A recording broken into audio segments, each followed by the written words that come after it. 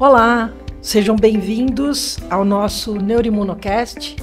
Eu sou Ana Piccolo, sou atualmente coordenadora do Departamento Científico de Neuroimunologia da Academia Brasileira de Neurologia.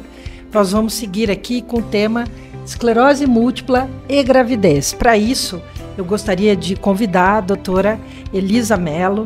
Doutora Elisa Mello é especialista nesse assunto, com muitas publicações nessa área de saúde da mulher, e ela é mestre em neurologia e doutoranda pela Santa Casa de Misericórdia de São Paulo, e também ela atende no ambulatório de doenças desmielinizantes da Santa Casa de São Paulo. Seja bem-vinda, doutora Elisa. Eu que agradeço o convite, é um prazer aqui vir falar sobre esse tema. Muito bem. E aí eu gostaria de começar com você falando então sobre essa questão, né, da mulher com esclerose múltipla que deseja engravidar, já que nós temos então um predomínio de pacientes em idade fértil, né, sendo acometida por esclerose múltipla. Então eu gostaria de que você nos falasse, quando a paciente vai na primeira consulta com você no seu consultório, como que você aborda essa questão da gravidez com a paciente? Sim, essa questão ela deve ser abordada desde o início, né? Então a paciente chegou, independente do tempo de diagnóstico dela, se foi um dia ou se foi 20 anos, eu já começo a falar sobre isso. Porque nós precisamos pensar num planejamento familiar, né? E o planejamento familiar ele vai incluir tanto o desejo de engravidar quanto o não desejo. E esse desejo de engravidar é em quanto tempo? Porque eu preciso pensar nisso para saber qual o medicamento que eu vou iniciar, como é que eu vou fazer o tratamento dessa paciente. Então, desde o início, já é uma conversa que é feita. Geralmente, nas primeiras consultas, os pacientes vêm acompanhados dos seus cônjuges, né, dos seus familiares. Então, essa é uma oportunidade para se falar nesse assunto com o casal, na verdade, né? Então, vamos planejar, fazer esse planejamento familiar juntos, né? Então, desde o início, a gente já fala sobre esse assunto, muito pensando nos exames que nós vamos fazer, nos tratamentos que nós podemos começar para essas pacientes, pensando nos medicamentos que a gente pode usar durante a gravidez ou não pode usar, na amamentação também, que é uma pergunta muito frequente das pacientes. Então, eu diria que a gente pergunta sobre isso do momento zero da consulta. Perfeito. Em relação a isso, algumas pacientes podem perguntar, eu posso passar a esclerose múltipla para o meu filho? Qual é o risco de eu transmitir a esclerose múltipla para o meu filho? E se eu tenho esclerose múltipla, eu vou ter uma gravidez mais complicada? Será mais difícil para engravidar? E falando nisso, não só para os casados, mas para aquela paciente que, por algum motivo, vai fazer inseminação artificial. Como isso funciona? Por favor. Sim. A esclerose múltipla ela não tem uma transmissão genética, né? Ela não é de um caráter hereditário, mas nós sabemos que ela tem componentes genéticos, né? Então é muito diferente do que a gente aprendeu na escola, da ervilha, azul, amarela, azão, azinho. É uma coisa mais complexa, assim como nós estamos vendo aqui nas aulas do congresso, né? Então é uma herança de vários genes com fatores predisponentes, então não é uma coisa tão fácil da gente chegar a essa conclusão. Mas há sim o fato de que filhos de pacientes com esclerose múltipla têm um aumento na incidência dessa doença, né? A incidência mundial é de 0,5% até então. Para filhos de pacientes com esclerose múltipla, isso vai para 2%, né? Então, ainda tem 98% de chance de não ter a doença, mas há um aumento. Então, isso sempre é importante falar para as pacientes, mas que temos aí 2% para 98%, né? Na segunda pergunta... Em relação se as pacientes vão ter um problema. Isso.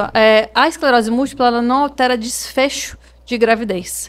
O que isso quer dizer? Ela não piora a gravidez, ela não traz complicações na gravidez, tá? E a gravidez por si na esclerose múltipla, né? Então a esclerose múltipla não atrapalha a gravidez, e a gravidez, ela tem até um fator positivo na esclerose múltipla. Porque se a gente for pensar, o bebê, ele é 50% genético da mãe e 50% genético do pai. Então, ele tem genes diferentes da mãe. Então, o corpo pode entender como se ele fosse um corpo estranho. Para isso, o corpo da mulher na gestação muda o sistema imune dela. para poder abrigar esse bebê por 9 meses. Certo. E nessa mudança é boa para esclerose múltipla, no sentido de que diminui as chances dos surtos dessa paciente, de atividade de doença dessa paciente. Então é muito comum as pacientes falarem que se sentiram muito bem durante a gravidez. Perfeito. E em relação à inseminação artificial e a possibilidade de ter filho em paciente com esclerose múltipla? É muito importante conversar sobre isso também, né? Porque nós estamos tendo 2 fatores. Mais diagnóstico de esclerose múltipla, e isso pode ser um fator nesse planejamento familiar de que essa mulher coloque esse desejo de gestação mais para frente. Então ela vai engravidar com mais idade. Né? Até ajustar, até entender a doença, até aceitar a doença, até programar o seu tratamento, isso pode colocar essa gravidez mais para frente. Né? Então é um fator de se conversar com essa paciente, né? Dela precisar ter, e a gente também tem a infertilidade, que isso pode acontecer, não há um aumento de infertilidade nas pacientes com esclerose múltipla, não altera a fertilidade, e pode acontecer dessa paciente ter esse casal, na verdade a infertilidade a gente fala do casal, ter algum processo. Além disso, também a gente tem que pensar que também há mulheres com desejo de gestação solo. Então, também essas pacientes, elas podem ter essas inseminações artificiais, né? E temos que falar sobre isso e é possível fazer isso, tá? A gente também não teve... Os estudos atuais mostram que é seguro fazer, tá? Antigamente havia alguns estudos que mostravam que no pós, se essa gestação não fosse bem sucedida, se não houvesse né, a gestação, poderia ter aumentos, mas havia alterações de protocolos de hormônios, de indução, que isso foi alterado atualmente. Né? Então, hoje você não tem. Além disso, tem se usado muito mais tratamentos modificadores de doença durante esse processo. Antigamente se retirava, assim como na gravidez, né? Se retirava os tratamentos, essa paciente fazia tanto o planejamento familiar quanto as inseminações, ela fazia sem medicamentos. E hoje, como nós estamos já fazendo esses tratamentos com a paciente usando esses tratamentos modificadores de doença, isso também reduziu essa possibilidade de surto durante o processo ou caso esse processo não dê numa gravidez. Né? Perfeito, muito bom. Agora, em relação ao tratamento, então vamos considerar que a paciente... Ela chega para você para iniciar o tratamento, ela tem uma doença grave, com muitos surtos, você vai ter que usar uma droga de alta atividade. Como que funciona a escolha do medicamento para a paciente em geral, para a paciente com alta atividade? Quais são as drogas hoje que você pode usar durante a gravidez, programando... enfim, o início, o meio e fim, para que ela possa, porque a gente sabe que a paciente com doença altamente ativa, mesmo com efeito protetor, ainda assim, elas podem ter surtos. Então, tem já evidências de medicamentos de barreira, por exemplo, que quando você retira, a paciente tem surtos, e às vezes surtos graves. Como que você escolhe o tratamento e como você considera esses perfis, como que você faz, por favor? Temos que considerar que é necessário, assim, você ter o planejamento, né, dessas pacientes. Então, vamos considerar a atividade de doença, né? Uma paciente chegou agora, acabou de ter uma atividade de doença, teve um surto e vem falar sobre planejamento. Isso é cada vez mais comum, tá? Geralmente, você tem que esperar pelo menos de 6 a 1 ano de estabilidade. Veja como a gente tem progredido nessa área. Se você pegasse há 2, 3 anos atrás, era necessário 2 anos de estabilidade da doença.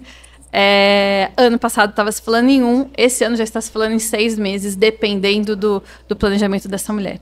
Então, por quê? Porque nós podemos começar com medicamentos de alta atividade, né, de alta eficácia, para essas pacientes que têm esses surtos mais graves, ou uma atividade de doença recorrente, né, teve mais de 2 surtos no último ano. Então, nós já começamos com medicamentos de alta eficácia. Como assim? Que tipo de medicamento hoje você considera seguro, né? Sim. Por exemplo, imunobiológico é seguro para usar na gravidez? Isso. Então, hoje, nós podemos, logo nesse início de doença, por isso que eu falei que é importante já conversar sobre esse planejamento familiar no D0, porque eu posso escolher os medicamentos que essa paciente vai tomar, dependendo do seu planejamento familiar, tá? Então, nós temos medicamentos que eles podem ser usados na gravidez, e esse conhecimento tem aumentado exponencialmente nos últimos anos, tá? Então, por exemplo, nós temos evidências que o natalizumab ele pode ser usado durante a gestação. Nós fazemos um regime diferente e acompanhamos essa paciente, né? Então, nós colocamos infusões mais espaçadas, paramos ali perto do 3º trimestre de gestação, porque é quando ele pode passar para o bebê. Então, nós usamos ele durante a gestação, mas paramos ele ali perto do 3º trimestre e retornamos ele após o parto, né? Então, já temos estudos que isso é seguro, fazendo este esquema de acompanhamento e de ajuste de como essa paciente vai usar o medicamento. O ocrelizumab tem surgido evidências de que também pode ser usado durante a gestação, né? É importante essas evidências, tem saído vários estudos também. Nós fazemos também o regime, essa mulher pode tomar o medicamento e engravidar ou imediatamente ou um mês após esse uso desse medicamento. Nós vamos monitorando essa paciente, ela não vai tomar esse remédio durante a gestação, porque nós temos esse fator acumulativo de efeito, de dose, né? E ela toma esse seu remédio também pós-parto, tá? O ofatumumab seria o mesmo raciocínio? O ofatumumab é o mesmo raciocínio, tá? Nós não temos ainda estudos robustos, eles estão acontecendo, mas sim, também a gente pode tomar ele até descobrir a gravidez e aí parar o medicamento também. Em relação a alemtuzumab e cladribina, qual é a recomendação? A recomendação aí entra a palavrinha planejamento familiar, né? Eles são medicamentos bacanas de se usar nesse planejamento familiar, porque você pode fazer esses medicamentos, são medicamentos que você toma 2 vezes, né, em 2 anos, né, você faz cursos em 2 anos, então, teoricamente, em 18 meses, você estaria tratada e poderia engravidar sem estar usando um medicamento. Após então, 6 meses da última dose. Após 4 meses do alemtuzumab e 6 meses da cladribina. Perfeito. Coloco 18 meses aí, né? 1 ano e meio aí para usar os 2. Então, mas aí a gente depende do planejamento. Por quê? Esses medicamentos não podem ser usados durante a gravidez. Perfeito. Então, há de fazer um pacto com a paciente de que ela vai fazer toda a parte de anticoncepção enquanto usar esses medicamentos. Perfeito. Tá? Um cuidado maior, então. Um cuidado maior. Então, durante o uso deles, não se recomenda a gravidez, porque já tem estudos que Agora, se trazem... por acaso, por exemplo, com o ocrelizumab ou ofatumumab, ela já vem para você grávida e está usando, o que você fala para essa paciente? Fique tranquila, porque os estudos, enfim... Isso, os estudos têm mostrado também a segurança desses medicamentos. A única coisa que a gente tem que monitorar, do mesmo jeito que a gente monitora as células da mãe, né, as células B que esse medicamento faz uso, a gente vai ter que ver isso no bebê também, Perfeito. Se ele foi exposto durante a gravidez. Perfeito. Então, quando ele nasce, a gente vai avisar o obstetra, o neonatologista, de que é necessário medir essas células B desse bebê, para poder fazer as vacinações dele, né? Nós temos essas vacinações iniciais do bebê. Esse é o cuidado que a gente pode ter. Mas não tivemos, por exemplo, que o grande medo, né? Malformação. Então, nós não tivemos malformações com isso. É importante falar das malformações, assim... Todos esses estudos com esses medicamentos que a gente citou aqui, natalizumab, ocrelizumab, ofatumumab, que podem ser usados durante a gestação, não houve aumento de malformações, tá? Então, essa paciente, ela está no risco geral da população desse bebê ter malformações. O que a gente vê é que não aumentou. Isso tem que ficar claro para a paciente. E abortos também, né? Sim. Mais ou menos 20% das gravidezes no primeiro trimestre vão para aborto. Então, essa paciente ela está na população geral. Ter esclerose múltipla e usar estes medicamentos que nós estamos aqui não aumentou o risco de abortos ou malformações. Perfeito. E para finalizar essa parte de tratamento, em relação aos interferons, glatiramer, teriflunomida e fumarato de metila e fingolimod. O que você tem para falar? Esses medicamentos, os interferons glatiramers, eles já estão até em bula que eles podem ser usados durante a gravidez, né? Nós já temos 30 anos de uso deles, que possibilita dizer que eles são possíveis de ser usados na gravidez, tá? São medicamentos de baixa eficácia, né, que nós temos usado cada vez menos pelas evidências, mas se a paciente estiver tomando e tiver o desejo de não troca ou tiver nessa programação, eles podem ser mantidos, tá? Certo. A teriflunomida nós já sabemos que eles são teratogênicos, tá? Então tem que ser evitado e pelo mecanismo de eliminação da teriflunomida, eu diria para a gente evitar ela no período, se uma paciente está no período de gestar, né, se ela é jovem e pode gestar, a gente evitar, né, porque a eliminação dele dura 2 anos, é uma eliminação complicada do corpo, inclusive os homens também têm que tomar cuidado, porque ele pode passar pelo esperma também, né, então é uma medicação que ambos têm que ter cuidado também. Muito pouco, mas tem que ter cuidado, né. O fumarato de dimetila, a princípio, ele não é recomendado. Há alguns estudos que saíram agora que não houve desfechos negativos na gravidez, mas ainda a gente evita de tomar porque não tem evidências robustas, tá? Certo. E o fingolimod também nós evitamos também, porque também tem efeito teratogênico, ou seja, faz mal para o bebê. Perfeito. A gente já tem evidências disso também. Então, também seria bom ser evitado em pacientes que têm potencial de engravidar. Então, para finalizar, eu queria que você falasse sobre a questão, assim, na escolha do parto, se tem alguma interferência em relação a... Olha, vou fazer parto cesárea, porque a gente vai ter que conversar com o obstetra, mesmo não sendo uma gravidez de risco, eles tomam mais cuidado. Então, em relação à anestesia, parto... E o cuidado do aleitamento materno. Pode ser feito aleitamento materno? Quando que você recomenda aleitamento materno exclusivo, se você recomenda? Então, seria isso que eu gostaria de ouvir agora de você. É muito interessante, porque nós vamos ter que fazer interface com o obstetra, né? Vai ter dúvidas sobre isso, tá? A via de parto da paciente é obstétrica. É uma indicação obstétrica. Então, não interfere. Tá? Não interfere. E também... as questões de fazer as anestesias também necessárias. Perfeito. Tá? É muito comum a paciente ser encaminhada para uma cesárea porque tem esclerose múltipla. Certo. Então, nós temos que educar as nossas pacientes também para que elas possam falar sobre isso com os seus obstetras, tá?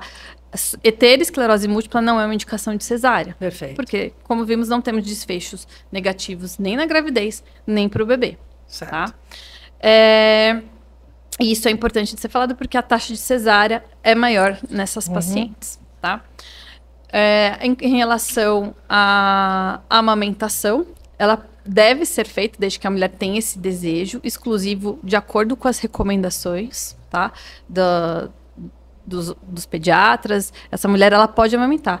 E eu percebo que é a primeira questão das mulheres, né? Quando elas falam em engravidar ou que estão grávidas, elas não perguntam sobre a sua doença durante a gravidez, não. A primeira pergunta é, eu vou poder amamentar o meu bebê? Né? Então, sim, elas podem amamentar o seu bebê e também nós vamos fazer as medicações no pós-parto. Essas medicações que nós citamos aqui, natalizumab, ocrelizumab, ofatumumab, elas não passam pro leite materno em quantidades grandes, né? E mesmo o que passa, o trato intestinal desse bebê elimina essas moléculas, certo. Tá? Então, nós já temos estudos robustos. Em que momento você reintroduz o tratamento? Mais ou menos 2 semanas após o parto. Por quê, doutora? Porque nesse período, ela vai estar... é o colostro. Perfeito. É aquele primeiro leite do bebê. Então, o trato gastrointestinal do bebê está totalmente permeável e não Perfeito. É nada maduro. E ele vai receber todo esse colostro que vem com todos os... tudo de bom que essa mãe pode dar. Então, esse primeiro leite, a gente deixa passar isso. Perfeito. E, idealmente, a gente faz essas medicações nas 2 semanas após. Perfeito. E ela pode amamentar, não precisa parar a sua amamentação, não tem tempo entre o medicamento e a amamentação. É a amamentação normal, desde que ela deseje e tenha condições de fazer essa amamentação tranquila. Excelente. Outra coisa também é o pré-natal. Pré-natal não é de alto risco. Perfeito. Tá? Porque, como a gente viu, na esclerose múltipla não tem desfecho. Mas é muito comum uma fala das pacientes, né? Ah, o obstetra falou que não é um natal de alto risco, mas me colocou assim que no pré-natal de alto risco. É assim isso. que funciona, tá? Mas não é uma indicação de ir para o pré-natal de alto risco. É interessante só pontuar que um dos problemas da mulher em geral é a infecção urinária, que aumenta durante a gravidez e pode causar um pseudo-surto. Eu acho que isso é importante também a gente esclarecer para o obstetra, né? A própria esclerose, a própria gravidez, né? Então, vai aumentar a fadiga dessa paciente, né? As próprias alterações metabólicas dessa paciente podem ser que ela sinta mais alguns sintomas, né? Pseudo-piora. As infecções que podem vir. Certo. Então, sim, isso também tem que ser explicado. E no caso dela ter uma sequela, já uma espasticidade, pode ser feito também no parto o uso de relaxantes, né? A única questão, quando nós falamos de vias de parto, né? Sim, se essa paciente tiver uma espasticidade muito importante nos membros inferiores, a gente até pode considerar aí uma outra via de parto, né? Mas um relaxante para poder também usar. Perfeito. Nossa, muito bom falar com você. A doutora Elisa é referência, ela estuda muito, ela tem artigos publicados, mas eu queria perguntar para ela, para deixar aqui, quais seriam as recomendações de leitura para os neurologistas que se interessem, os médicos que se interessarem, ou até os pacientes que se interessarem por esse assunto? Nós temos artigos científicos muito bons, isso tem aumentado muito, né? Então, para os colegas, nós temos aí uma revisão muito boa de 2023 da CRISCO. Nós aqui também da Santa Casa fizemos uma revisão aqui e publicamos na nossa revista nacional, pegando tudo isso que nós comentamos, suplementação, até a questão de usar a fertilização in vitro, e passamos por todos esses assuntos que nós comentamos hoje também. Então, também é um artigo nosso da Santa Casa. Também temos para os obstetras, que eu acho que é importante a gente falar com essa população também. A gente tem um capítulo de um livro também de obstetrícia lá da Santa Casa, também organizado, que nós falamos também um capítulo. Então, nós temos para neurologistas e obstetras. Qual é a editora? É da Ateneu. Ateneu, muito bom. E o outro artigo foi publicado na revista da Academia Brasileira de Neurologia, os arquivos de neuropsiquiatria. Os arquivos de neuropsiquiatria, nós fizemos essa revisão. Esse é de 2024. E assim, esse artigo, ele é free, né, para quem quiser baixar e ler. Bom, eu quero muito agradecer essa conversa com você. Foi muito importante para nós, da Academia Brasileira, nesse momento, aqui, durante o Congresso de Neuroimunologia 2025. E esperamos ter outros encontros, porque foi muito útil, muito engrandecedor para nós, todos os seus esclarecimentos. Muito obrigada, doutora Elisa. Eu que agradeço a participação. Que prazer. Bom. Prazer é todo meu.